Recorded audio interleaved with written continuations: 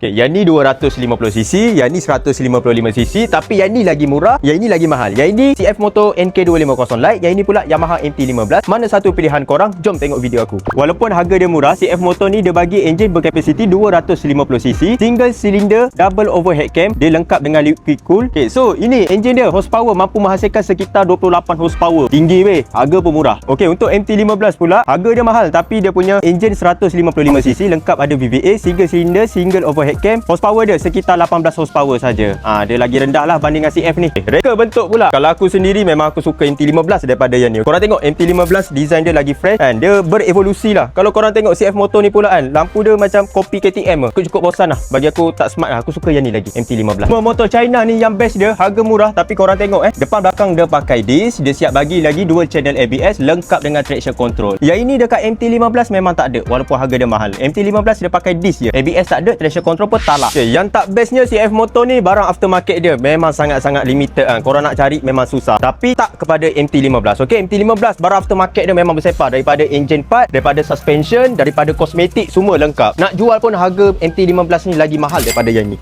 Okay guys, so kesimpulannya, kalau korang nak motor murah, korang boleh ambil CF Moto ni. Walaupun harga dia murah, dia lengkap features dah tak payah modi-modi dah. Okay, kalau korang fikir brand pula, korang boleh ambil Yamaha MT-15 ni. Okay, dia punya kroni banyak, barang aftermarket dia pun banyak. So puas hati. Okay, so kalau korang ada banyak duit, korang tak yang pening-pening, korang ambil je satu yang ni, satu yang ni. So yang berminat boleh isi beg biru. Yang penting dua-dua ni ada ready stock tau guys. Ciao.